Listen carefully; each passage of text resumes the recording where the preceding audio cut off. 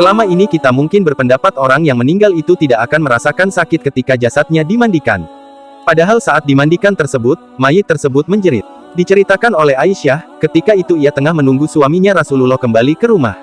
Ia mengucapkan salam dan kemudian berdiri untuk menyambut sang nabi kecintaan Allah tersebut. "Duduklah di tempatmu, tidak usah berdiri wahai Ummul Mukminin," begitu ucap Rasulullah. Rasulullah kemudian turut duduk bersama Aisyah dan kemudian meletakkan kepalanya di pangkuan istrinya tersebut.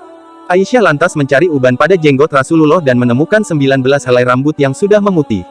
Aisyah kemudian berpikir dalam hatinya, sesungguhnya baginda akan meninggalkan dunia ini sebelum aku, sehingga tetaplah satu umat yang ditinggalkan oleh nabinya. Maka ia pun menangis sehingga mengalir air matanya jatuh menitis pada wajah baginda Rasulullah.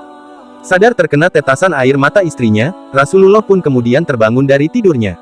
"Wahai Ummul Mukminin, apa yang membuatmu menangis?" tutur Rasulullah. Aisyah kemudian menceritakan apa yang ia rasakan setelah melihat uban-uban Rasulullah Shallallahu Alaihi Wasallam tersebut. "Tahukah kamu, kondisi apakah yang paling menyusahkan bagi mayit?"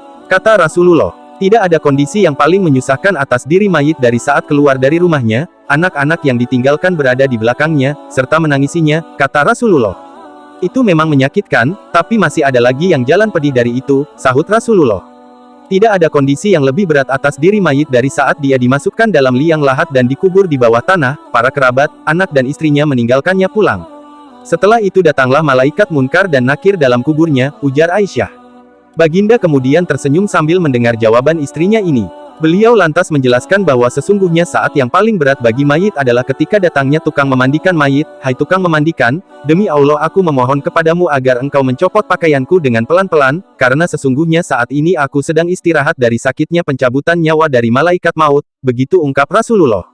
Aisyah kemudian semakin penasaran, lalu apa yang diserukan lagi oleh ruh?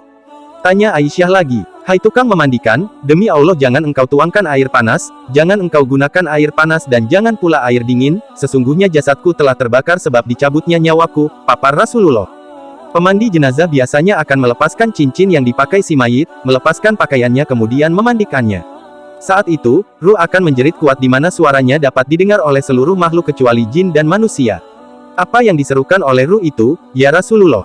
tanya Aisyah. "Lalu ketika dimandikan, apa yang diserukan oleh ruh itu?" tanya Aisyah lagi. "Dan ketika dimandikan, ruh itu berkata, 'Demi Allah, hai tukang memandikan, janganlah engkau pegang diriku terlalu kuat, sesungguhnya jasadku masih terluka karena keluarnya nyawa,' tutur Rasulullah.